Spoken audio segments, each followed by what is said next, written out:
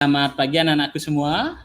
Jadi pada kesempatan kali ini Bapak akan mencoba menjelaskan melalui video terkait dengan materi pengelolaan perbekalan farmasi di apotek dan rumah sakit untuk kelas 12 jurusan farmasi klinis dan komunitas pada semester ganjil, di mana KD-nya dengan nomor KD 3.12 menganalisis perbekalan farmasi di apotek dan rumah sakit untuk pengetahuannya dan keterampilannya melakukan pengelolaan perbekalan farmasi di apotek dan rumah sakit. Baik anak-anakku, untuk memfokuskan videonya kali ini hanya pada bagian apotek saja. Yang pertama nanti videonya terkait dengan perencanaannya. Perencanaan perbekalan farmasi di apotek, bagaimana caranya mengorder sampai nanti pemilihan distributor pada tahapan pengadaan. Selanjutnya tahap menerima, dan yang selanjutnya lagi adalah kegiatan distribusi obat. Jadi distribusi obat itu terdiri dari yang pertama distribusi untuk swamedikasi, jadi berdasarkan permintaan oleh pasien. Yang selanjutnya distribusi berdasarkan obat wajib apotek.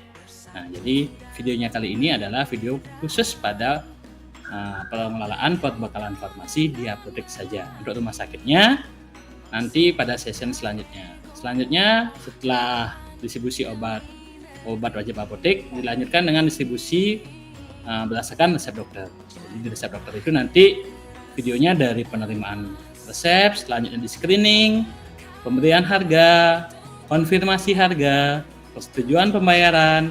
Selanjutnya dari persetujuan pembayaran adalah menyiapkan obat. Setelah menyiapkan obat dilanjutkan pada penulisan etiket, kopi resep, dan terakhirnya adalah KIE.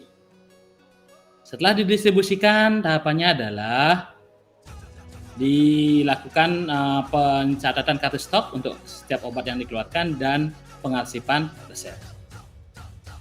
Proses terakhir adalah kontrol kadaluarsa dan pemusnahan perbekalan farmasi. Baik, untuk mempersingkat, kita simak video berikut. Terima kasih. Untuk kali ini kita akan belajar bagaimana mengelola perbekalan farmasi di apotek contohnya. Diawali dari tahap perencanaan. Tahap pertama adalah perencanaan. Yang selanjutnya kita akan merekap barang-barang yang habis. Jadi metodenya yang kita gunakan adalah metode konsumsi. Yaitu yang paling simpel kita gunakan di apotek untuk mengelompokkan barang itu cepat laku atau lambat. Kalau cepat laku fast moving, lambatnya slow moving. Dari rekap itu didapatkan data seperti ini. Jadi sebelumnya kita sudah rekap dari data kartu stok. Kartu stok yang direkap nanti mendapatkan barang VC, vitamin B6, tetracycline, nonemi, dan zolmia. Dari sini kita akan berangkat, pasti akan berpatokan bagaimana menentukan jumlahnya, berapa jumlahnya, dan SP-nya menggunakan surat pesanan jenis apa. Nah, untuk analisa tersebut kita akan mempelajari namanya adalah analisa sistem Venn dan Pareto atau ABC. Sistem ABC Venn adalah mengelola perbekalan farmasinya. Yang pertama dari pengelompokannya kurang lebih seperti ini. Jadi dari 5 item itu akan dikelompokkan menjadi vital, esensial, dan non-esensial. Metode Pareto ada kategori A, B, dan C yang kita bisa tahu sendiri lewat pencarian sumber yang ada dari sumber belajar yang lain. Selanjutnya dari ini kita dari apotek ditetapkan anggaran sebesar 1.450.000. Perencanaan selanjutnya akan pasti berdasar anggaran yang ada. Kita bingung mau berapa jumlah yang kita orderkan, kita kelompokkan. Kita sudah menjadi kelompokkan, selanjutnya diputuskanlah itemnya kurang lebih seperti ini. Ini ya anak-anak, jadi ada VC-nya 6 box, zolmia-nya 3 box, nonemi-nya 2 box, tetracycline-nya 1 box, dan vitamin B6-nya 2 box. Ini akan selanjutnya mengarah ke surat pesanan. Bagaimana cara mengetahui item ini? Dari analisa yang di atas, Pareto dan analisa Venn. Yang pertama kita vital dan Pareto dulu pasangkan, V ke A dulu, mana baru sekaligus ke bawahnya. Paling sedikit adalah bagian C. Nah, di sini kan sudah kelihatan vitamin B6-nya paling sedikit 2 box. Yang sisanya banyak karena memang sekarang musim pandemi. Sekian dan terima kasih. Oke, kita kembali lagi ke pengelolaan obat tahap kedua. Tahap kedua ya, yaitu pengadaan obat. Jadi bagaimana pengadaan obatnya? Tadi kita sudah dapat di buku defektanya ya, sudah diputuskan item barangnya, kelanjutan yang tadi, item-itemnya barangnya dan PBF-nya. Selanjutnya kita akan menuliskan surat pesanan. Ingat, sebagai asisten tenaga kefarmasian bidang farmasi, asisten tenaga kesehatan bidang farmasi, kita hanya boleh menuliskan surat pesanan, tapi legalitas tetap di apoteker penanggung jawab apotek. Kita bantu menuliskan. Untuk Kimia Farma, kita memesan vitamin B6 dan tetrasiklin. Kita tuliskan. Kita menggunakan surat pesanan biasa. Ya. Kita menggunakan surat pesanan biasa. Oke, selanjutnya kita akan mengorder barang. Salah satunya di sini ada barangnya namanya Zolmia di PBF Kebayoran. Ini dari kandungannya kita bisa kategorikan dia termasuk psikotropika. Jadi surat pesanannya tersendiri. Nah, ini contoh surat pesanannya. Surat pesanan psikotropikanya. Nah, nanti di sana hanya terboleh menulis item psikotropika dan bisa dilakukan lebih dari satu item, tapi di PBF yang sama. Hanya untuk golongan psikotropika tidak boleh campur-campur. Kita hanya bisa membantu menuliskan. Ingat, saya tekankan, hanya bantu bisa menuliskan, tetapi legalitas terakhir tetap apoteker. Selanjutnya, setelah diberikan legalitas oleh apoteker, kayak di sini, sudah diberikan legalitas, sudah ada tanda tangan, ada capnya, berarti sudah disahkan oleh apoteker. Kita bantu melakukan pemesanan lewat PBF ke distributor Kimia Farma. Oke. Halo, selamat siang dengan PBF Kimia Farma. Saya dari Apotek Amalia Farma mau memesan 2 box vitamin B6, 1 box tetrasiklin. Ada barangnya? Oh iya, terima kasih. Kalau ada barangnya berarti besok bisa dikirim ya? Oh iya, karena order sedikit tanpa diskon, nggak masalah. Yang penting barangnya datang cepat. Karena memang kita lagi kehabisan ini, biar besok bisa hadir ya. Saya ulangi lagi, bisa hadir besok ya, datang barangnya. Oke, terima kasih. Selamat siang. Ini adalah tahap 3. Tahap ketiga adalah penerimaan barang. Jadi tadi saya sudah datang dari ekspedisi dan harus nelpon. Kita mendapatkan barangnya beserta faktur. Kita lakukan cek dulu ya. Yang kita cek adalah pertama cek dulu fakturnya, tujuan ini kemana? Oh, sudah benar. Tujuannya ke Apotek Amalia Farma, sudah benar ya. Sesuai dengan SP tempat kita bekerja, sama ya, Apotek Amalia Farma. Setelah itu kita pastikan dulu itemnya. Itemnya ada 1 dos, kita pesan 1 dos tetrasiklin. B6-nya ada 2 box, kita pesan juga 2 box. Baru kita langsung ke cek barangnya. Oh, kondisi kemasannya baik, dua-duanya baik. Expirednya bagaimana? Oh, sama, datanya sama. Oke, sama, sesuai. Tetrasiklin sama. Selanjutnya vitamin B6. Kita sama juga, cek nomor batch dan expired. Dan sama. Oke. Setelah itu, kalau sudah selesai semua, berarti kita anggap ini kita terima. Tidak ada permasalahan.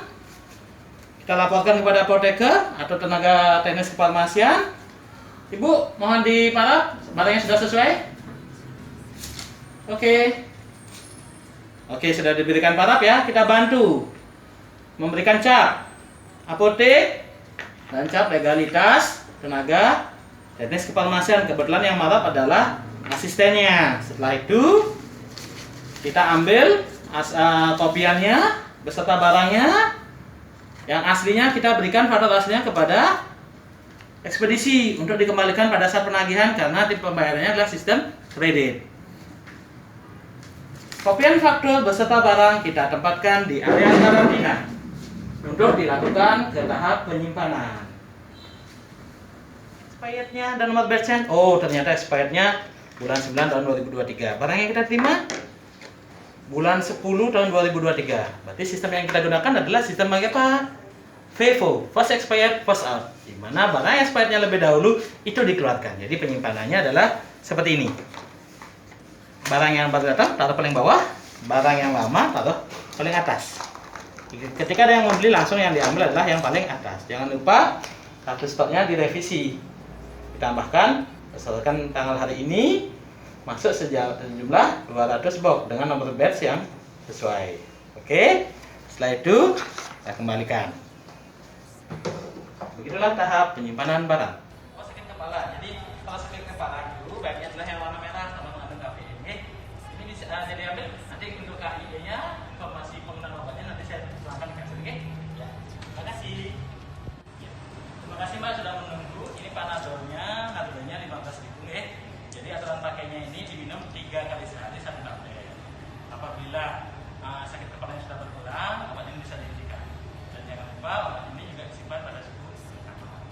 Kira-kira bisa dimengerti? Coba diulang bagaimana penyimpanan dan dosisnya. Penyimpanannya bisa disimpan di suhu ruang dan dosisnya bisa diminum 3 kali sehari. Oke, terima kasih ya. Jadi sudah jelas ya. Ada yang bisa dibantu lagi? 15.000. Uangnya 20.000 ya. Mohon ditunggu sebentar kembaliannya. Ini notanya ya. Terima kasih. Semoga sehat selalu. Oke ya anak-anakku semua, yang tadi itu adalah video swamedikasi. Jadi permintaan obat, distribusi obatnya itu berdasarkan permintaan dari si pasien. Jadi swamedikasi adalah pengobatan sendiri. Untuk selanjutnya adalah distribusi obat juga berdasarkan obat wajib apotek. Kita simak videonya ya. Ditunggu. Om Swastiastu, ada yang bisa dibantu? Obat ini ya, mohon ditunggu sebentar yang saya demun ya. Jadi obatnya amoxicillin sama ranitidin tablet. Ada resepnya apa tidak ini? Sebelumnya pernah menggunakan obat ini? Oke, dia terangkan ya. Ini obatnya kan ada 2. Yang satunya di atasnya adalah antibiotik. Memang penggunaannya harus dengan resep dokter. Jadi tidak bisa dibeli bebas. Kenapa? Karena bisa menyebabkan resistensi obat. Jadi harus pengawasan dokter. Apakah ada gejala mengarah ke infeksi? Ada demamnya?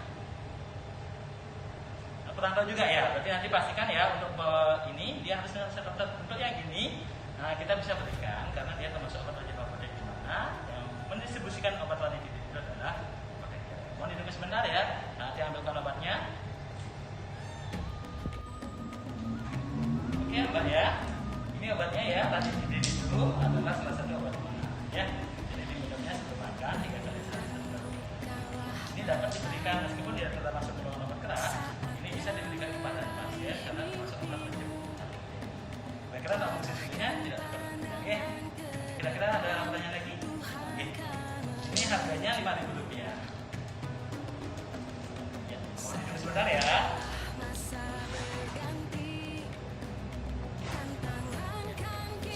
Terima kasih, semoga sehat selalu. Baik anak-anakku semua ya, setelah pasiennya pergi, tahapan selanjutnya yang bisa dilakukan oleh ATK adalah melakukan pengarsipan resep dan penulisan kartu stok. Kartu stoknya berdasarkan arti tadi ya, jangan lupa. Tulis kartu stoknya sesuai dengan permintaan yang tadi, tulis keluarnya berapa. Selanjutnya resepnya ini diarsip.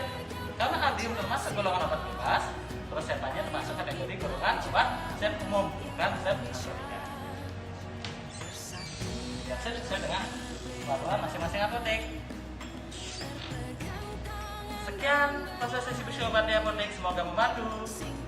Adalah tahap paling akhir dari pengelolaan perbuatan farmasi adalah bagaimana apabila ada barang dewasa cara pemusnahannya. Langkah awalnya adalah kita rekap dulu barang-barangnya. Apakah dewasa, mendekati, stok menumpuk atau tidak ada masalah. Pokoknya ada 4 ya. Jadi kita sudah tadi diberikan barang dari pihak staf apoteknya minta untuk kita mengelompokkan mana yang barang harus dimusnahkan, mana yang harus bisa diredot atau tidak ada masalah. Oke, kita cek dulu ED-nya. Kita cek. Nah, setelah kita lakukan pengecekan semua barangnya, kita kelompokkan menjadi barang ED. Itu ada barangnya adalah Vertisol dan Mastin. Mendekati expired Otilon, karena expirednya adalah Desember 2021. Sekarang sudah bulan Agustus mendekati.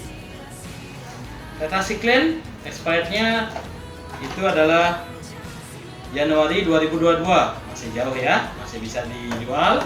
Simvastatin ini expirednya Februari 2023 dan stoknya paling banyak. Jadi kategorinya adalah stok menumpuk. Stok menumpuknya adalah Simvastatin tidak ada masalah yang ada tetracycline. Mendekati expirednya karena bulannya November 2021, itu berarti sekarang bulan Agustus, September, Oktober, 3 bulan dari expired, ini bisa diretur, dikembalikan agar tidak menjadi kerugian.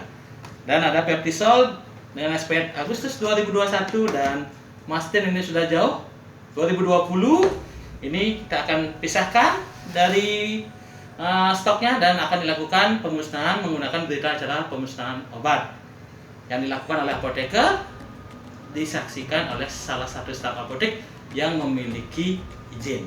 Terima kasih.